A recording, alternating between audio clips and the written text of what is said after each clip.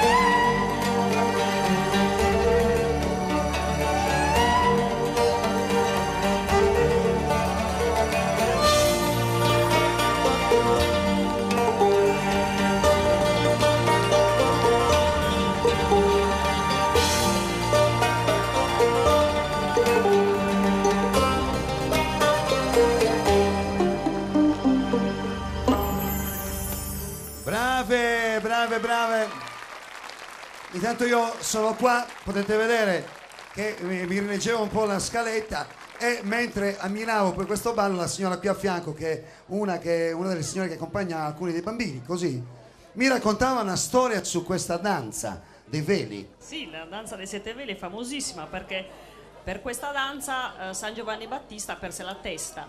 La ballava Salomè, che era la figlia di Erodiade, amante del re Erode Antipa, e praticamente dopo questa danza il re, entusiasta, chiese a Salomè: chiedimi qualsiasi cosa, anche metà del regno, io te la darò. E invece Salomè, istigata dalla madre, chiese su un vassoio d'argento la testa di San Giovanni Battista e la ebbe, purtroppo. Hai capito quante cose che poi si vanno a imparare grazie anche a queste danze? Intanto lei la sapeva questa storia? Parlo con la signora. Signora, buonasera, scusi, la sapeva questa storia? Ha seguito, sì? Sì, ho seguito. Sì, la danza dei veli di Salomè viene danzata da un'unica danzatrice ed è conosciuta come danza dei sette veli, ma si rifà anche alla Sherazade, che con la sua capacità di raccontare favole e storie è riuscita, e danzare è riuscita a salvarsi, non so se conoscete. In più si rifà anche alle dee dell'antico Egitto, tant'è vero che questa danza richiama i movimenti della fertilità e della femminilità che erano collegati proprio alla terra e agli dei egiziani, in particolare la dea Iside, madre di tutti gli dei. Abbiamo parlato cose nuove. Signora Murgia, si sta divertendo? Sì, molto, è molto interessante e soprattutto mi fa piacere vedere tante ragazze che fanno uno spettacolo così gradevole. Bene, prego, prego signora. Sì.